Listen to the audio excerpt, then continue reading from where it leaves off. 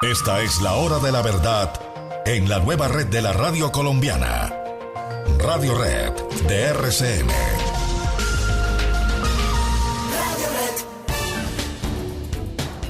Radio Red de RCN.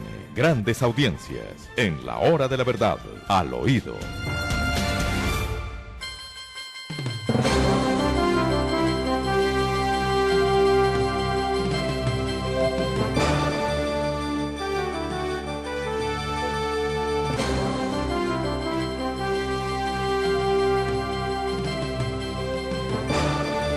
Bueno, queridos amigos, vamos a hablar con ustedes al oído.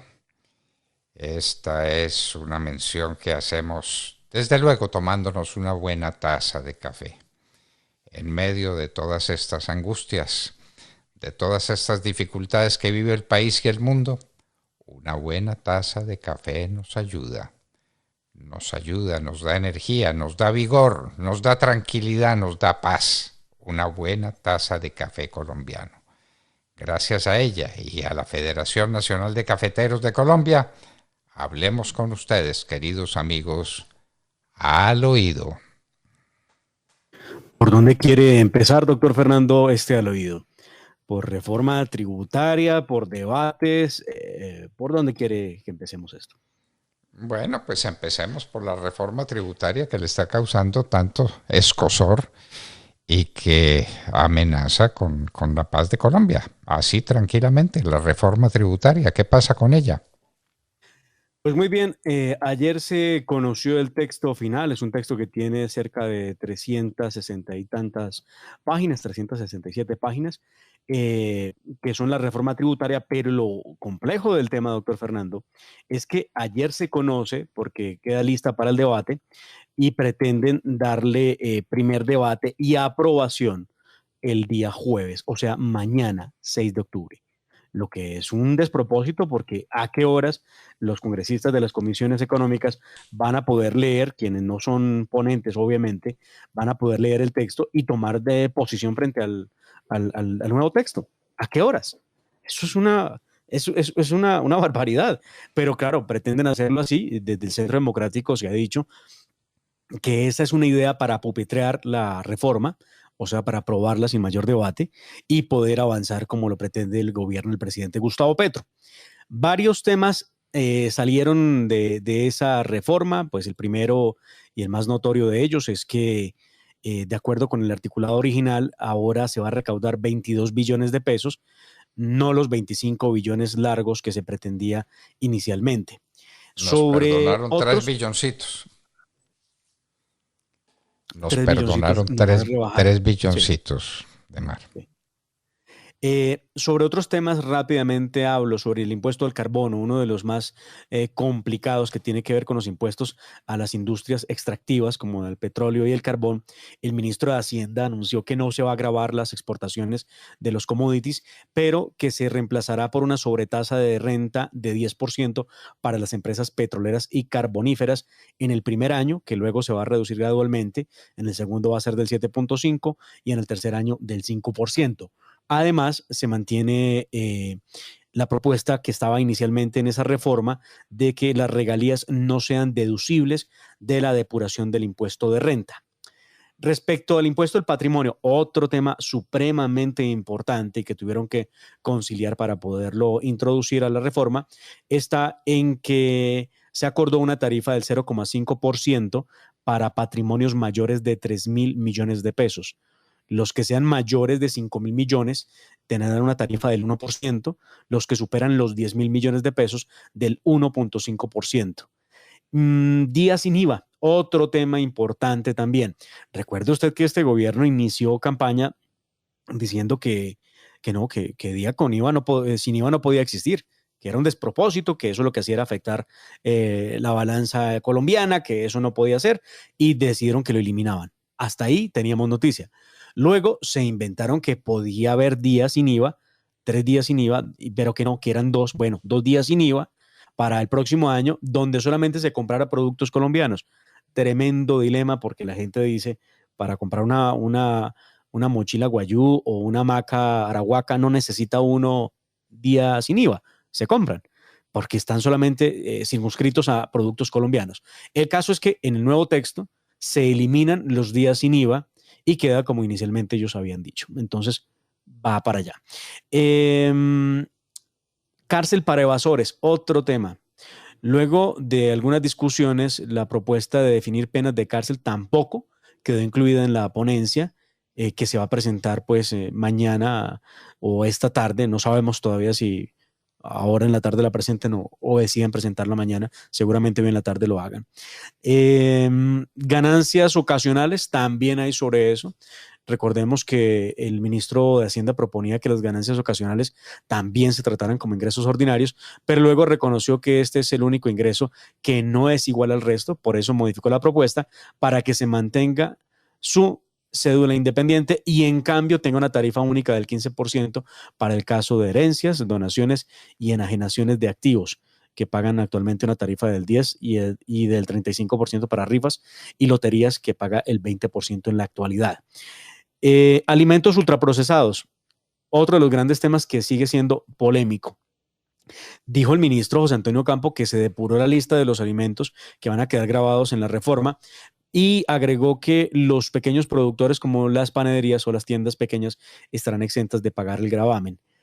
Sí, pero esas tiendas le compran a alguien obviamente y lo pagarán igual.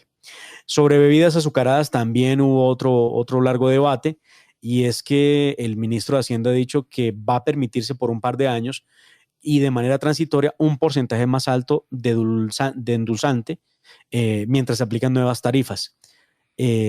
Vamos a ver cómo van a debatir el tema.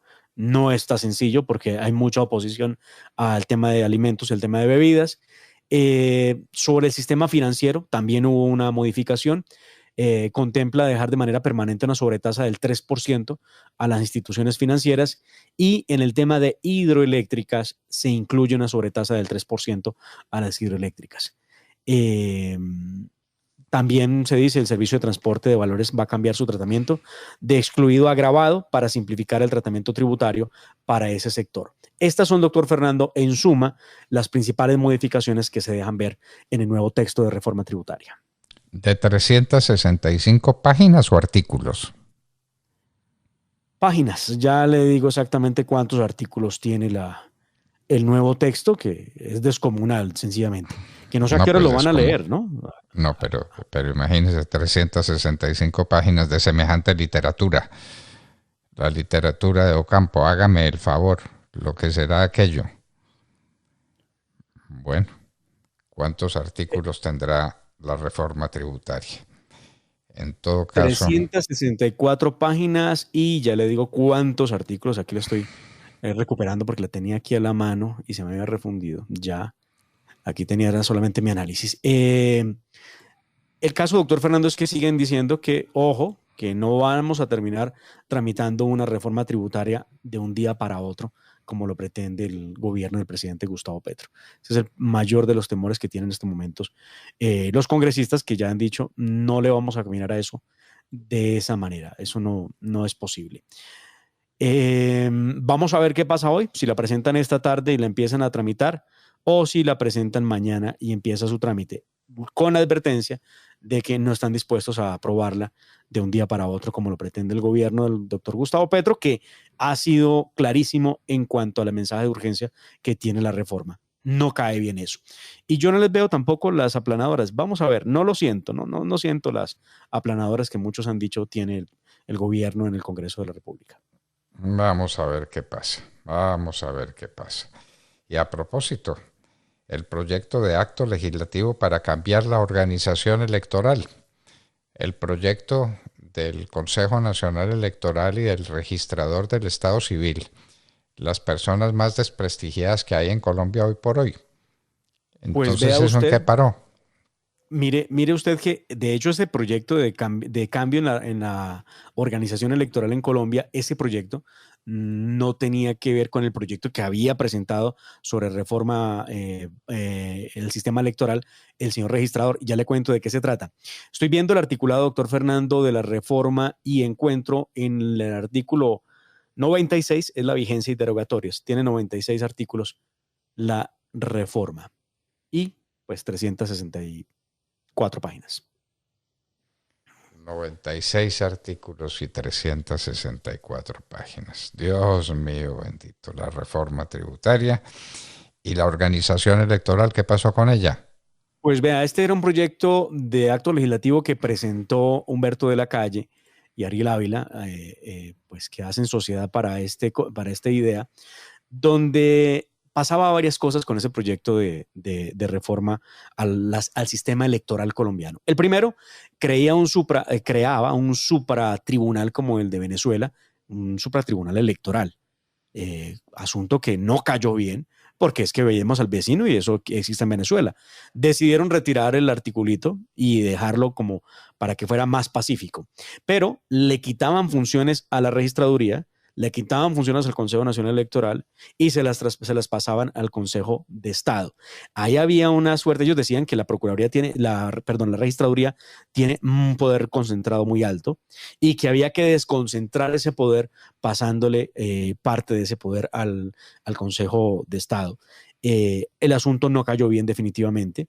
Hay una evidente sustitución constitucional en el texto, lo que Humberto de la Calle defendió y dijo que no existía sustitución porque esto no afectaba, pero claro que sí afecta a toda la armonía de equilibrio de poderes. Un proyecto que no planteaba el impacto fiscal que presenta la reforma, no habla nada de eso. Una exposición de motivos que se limitaba a decir que la registraduría concentraba el poder, pero que no describía en qué consistía la acumulación del poder. El caso es que después de 5 horas el proyecto no prosperó, se hundió y por lo mismo por ahora tendremos la misma organización electoral que tenemos. Lo que sí han dicho los congresistas que es urgente que haya una mayor vigilancia o por lo menos que se revise la tercerización que existe en la registraduría, porque aunque la registraduría es la encargada de organizar los eventos electorales desde la mecánica, ¿no? Instalar las mesas, los lapiceros, los formularios, los tarjetones, siempre se terceriza, siempre es un tercero que siempre fue, y hasta donde me acuerdo, doctor Fernando, Thomas Graham Sons, uno de los que se gana la misma licitación todos los años. Juan Manuel Santos es el negocio de Juan Manuel Santos, el negocio ideal de Juan Manuel Santos. Bueno, la inflación ha sido el gran lastre de las economías de estos países. La inflación en Venezuela es sencillamente descomunal. La inflación en la Argentina. Ahora hay inflación en Chile después de muchos años de equilibrio. E inflación en Colombia, que la teníamos prácticamente dominada por los lados del 3, del 4% anual.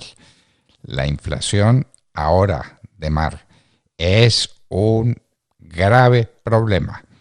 ¿Qué se va a hacer con el manejo de la inflación y con la discusión del salario mínimo? Los trabajadores dirán, pero a mí ¿para qué me dan más salario mínimo si la inflación se me come el salario mínimo a la vuelta de muy poco tiempo? Entonces, ¿para qué? Muy complicado el panorama porque el DANE acaba de revelar que el costo de vida en Colombia analizado para el mes de septiembre llegó al 11,44%. Aumentó en 6 puntos básicos si se compara con el mes de agosto, que fue de 10,84%. Complicado el panorama. Siguen haciendo vaticinios respecto de cómo será el aumento del salario mínimo y me aterra pensar que todos coinciden en que el salario seguro estará en un aumento entre el 20 y el 25%. ¡Qué horror! ¡Qué horror! ¿Cómo va a resistir la economía colombiana semejante golpe? ¿Cómo lo va a resistir la gente? ¿Cómo va a mantener los empleos? ¿Cómo van a contratar un nuevo trabajador? ¿Cómo va a venir inversión extranjera en esas condiciones? Imposible. La inflación se lo come todo. Ojo, la inflación es el grande enemigo de la economía. El señor Ocampo parece no saberlo, porque allá en la CEPAL no tenían este principio por un principio establecido y claro, no. Se podía convivir con la inflación. Ahí la tenemos. Y ahí tenemos el problema. ¿Cómo se va a convivir con la inflación en Colombia? Ave María, por Dios. Bueno, que hay otra marcha contra Petro de mar. Sí, hay otra marcha contra Petro que viene en camino. La gente que salió a marchar hace el 26 de septiembre ya anunció que están listos para la próxima marcha y que esto no parará hasta que Gustavo Petro le garantice a los ciudadanos, primero, no gravarlos con más y peores impuestos, y segundo, garantice seguridad, porque el tema de seguridad es uno de los peores tratados en este gobierno por ahora, a pesar de que ellos se lo pasan hablando todo el tiempo de la paz total. Después del 26 de septiembre, todo se organizó y viene entonces una nueva marcha que se espera sea el 24 de octubre. El 24 de octubre. Vamos a ver cómo le va a los organizadores que están moviéndose por todas partes y recordándole al país que pues la cosa no va bien, definitivamente, sobre todo cuando uno habla de inflación, de seguridad y de seguridad jurídica, doctor Fernando, pues la cosa no marcha bien, no pinta bien. ¿Qué va a marchar bien? Y hasta los artistas esttan protestando. Los artistas. Pues esto sí no me lo soñé yo, ¿sabe? Estuvieron todos con Petro, los artistas. ¿Y ahora qué? ¿Están arrepentidos? ¿Arrepentimiento tardío? Pero durísimo el arrepentimiento. Carolina Ramírez, una de las actrices más famosas de Colombia, que apoyó obviamente la campaña de Petro, describe @Gustavo Petro, austeridad, usted lo dijo y yo le creí, señor presidente. Dice Crápula, que es un cantante de no sé qué, cómo le puedo llamar a ese tipo de música, pero es como una especie de rock colombiano, no sé. Dice Crápula, dejemos de justificar actos estúpidos diciendo que antes también lo hacían. Escribe Santiago Alarcón, un conocido actor, lo siguiente, pero no entiendo, entonces cada huésped que termina se va con las cositas compradas por nosotros. ¿Dónde están los colchones, las sábanas, las cortinas? Muy raro, en respuesta a lo que está diciendo Mauricio Liscano. Son algunos de los artistas que se han pronunciado muy molestos, y eso que no le cuento, los influencers que ayudan tanto por redes sociales a hablar de la campaña de Gustavo Petro, muchos de ellos también muy preocupados porque no entienden a qué están jugando. Bueno, los artistas, todo el mundo arrepentido, pero hay arrepentimientos que son tardíos, cuando ya para qué. Bueno, y al ministro de Defensa lo van a citar a un debate de control político, a preguntarle por qué no está defendiendo la propiedad privada, por qué no está defendiendo a los propietarios de las tierras, a los ganaderos, a los agricultores, a la tierra que está siendo, a la gente que está siendo invadida para democratizar la tierra. ¿Es así?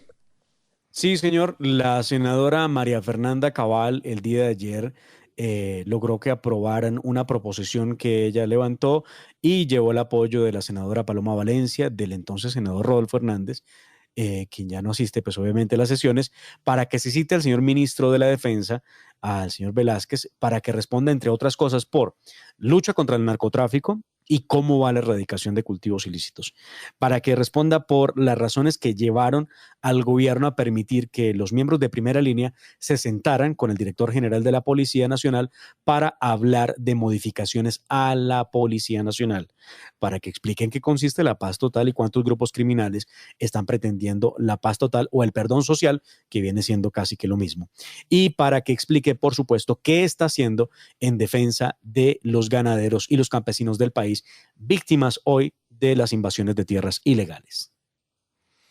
Bueno, tantas cosas para explicar y tantas cosas que no tienen explicación ninguna. Porque si lo que quieren es democratizar la tierra, ¿cómo la van a democratizar? Haciendo muchos propietarios. ¿Y cómo hacen esos propietarios? ¿Comprando la tierra? ¿Pagando su valor? ¿Pagándole a la gente lo que la gente está sacrificando? Pues por supuesto que no. La gracia es democratizar la tierra, pero gratis. Es decir, a través de las invasiones. Se están promoviendo las invasiones de las tierras desde el gobierno nacional. No cabe de eso ninguna duda. Y por eso no interviene, y por eso no actúa. Prometió intervenir en el norte del Cauca, recuérdenlo ustedes, dio 48 horas para que desocuparan las tierras invadidas. Ahí siguen invadidas. ¿Después de cuánto tiempo? Bueno, entonces el Estado no interviene. Y no pasa nada, doctor Fernando. Dejan a la gente a su suerte, en la soledad absoluta, el Estado no los apoya. Y me permito hacer una corrección porque era un error de mi calendario, miré mal. Dije que la marcha era el 24 seguramente. Sí, no, me corrijo. Sábado 29 de octubre, 10 de la mañana. Sábado 29 de octubre, 10 de la mañana. Gracias a quienes me hicieron caer en cuenta del hierro que acabo de cometer. Sábado 29 de octubre. Bueno, muy bien. De manera pues que eso es lo que tenemos, eso es lo que está pasando y lo que les contábamos a ustedes, hablándoles al oído, gracias a la Federación Nacional de Cafeteros. Les hablábamos a ustedes, queridos amigos, tomándonos una deliciosa taza de café colombiano, que es la hora predilecta del día para una buena taza de café colombiano. Gracias a ello, podíamos hablar con ustedes al oído. Al oído. Muy bien, 7:42 minutos. www.lahoradelaverdad.com.co. Escúchenos desde cualquier parte del mundo a través de nuestra página de internet. Opinión, deportes, cultura y entrevistas. Visítenos y participe. www.lahoradelaverdad.com.co. Pase la voz. Esta es La Hora de la Verdad. La Hora de la Verdad. Con Fernando Londoño Hoyos. Acceda desde cualquier parte del mundo a www.lahoradelaverdad.com.